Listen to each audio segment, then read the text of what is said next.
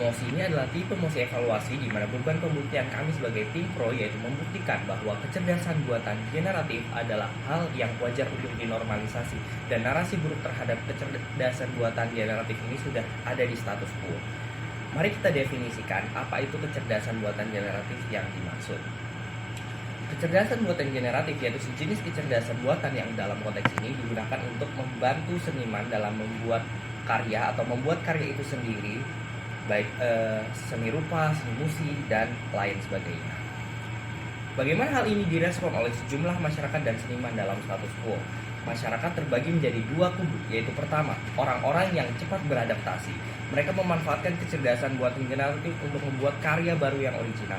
Orang-orang seperti ini sudah menganggap bahwa kecerdasan buatan generatif ini adalah alat bantu yang bisa mereka gunakan, bukan sebuah ancaman. Sedangkan sebagian masyarakat atau seniman lainnya menganggap bahwa hal ini adalah penghalang dan merasa tergantikan oleh adanya teknologi ini. Inilah yang menjadi masalah dan akar dari munculnya narasi buruk tentang kecerdasan buatan generatif. Seperti ini adalah akhir dari seni, AI bukanlah seniman, dan lain sebagainya. Namun, apakah kecerdasan buatan generatif layak untuk dinormalisasi? Di sini saya memiliki 4 argumen. Yaitu pertama, menurut Anda sendiri, apakah pisang yang dilakban pada dinding adalah sebuah seni? Ya, tentu saja itu adalah seni.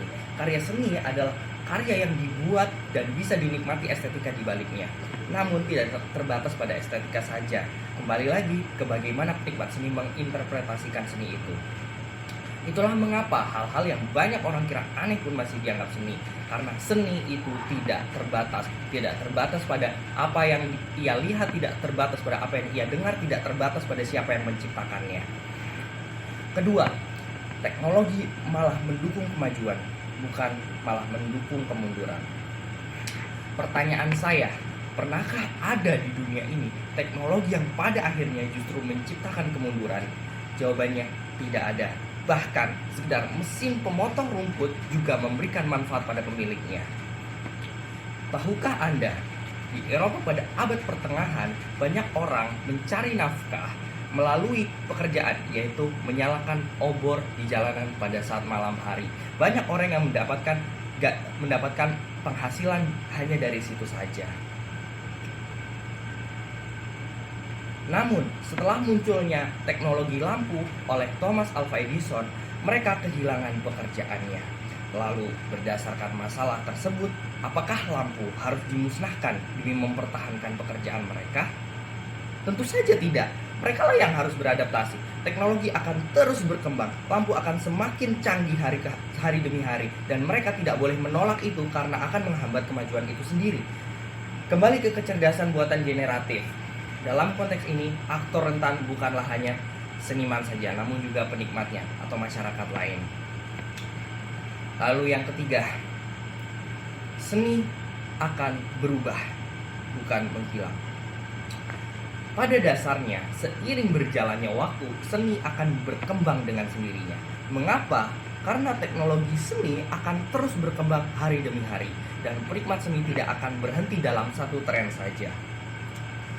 Saya beri contoh, pada tahun 1800-an hingga abad pertengahan, orang-orang zaman dahulu mereka adalah penikmat musik klasik.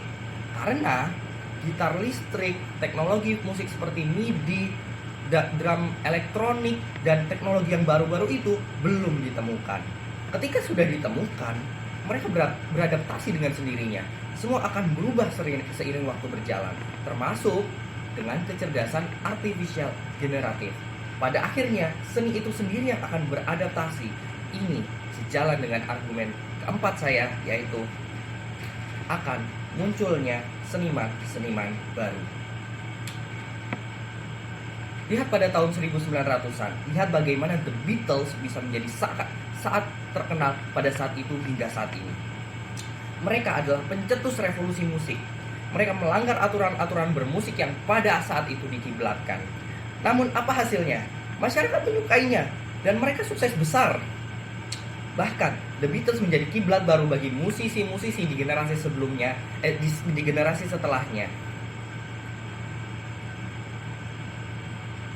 Jika narasi buruk tentang kemajuan yang Dalam konteks ini, yaitu kecerdasan buatan generatif tersebar, maka sosok-sosok The Beatles baru ini akan semakin enggan untuk berkarya. Musik akan stuck dalam itu-itu saja, dan pada akhirnya ini akan menghambat kemajuan seni itu sendiri. Kesimpulannya, narasi buruk tentang kecerdasan buatan generatif adalah dalam konteks seni patut disesali, karena seni adalah hal yang tidak terbatas pada siapa yang membuatnya, melainkan makna di baliknya dan bagaimana ia dinikmati. Lalu, kecerdasan buatan generatif pada akhirnya akan mendukung kemajuan pada dunia seni, bukan malah menghambatnya. Justru narasi buruk itulah yang menghambat kemajuan teknologi dan kemajuan seni itu sendiri. Pada akhirnya, seniman-seniman baru akan bermunculan dan seniman akan jauh lebih eksploratif ke depannya. Seniman-seniman baru akan muncul dan kemajuan itu tidak boleh dihalangi oleh sekadar narasi buruk. Dengan itu, saya tutup. Terima kasih.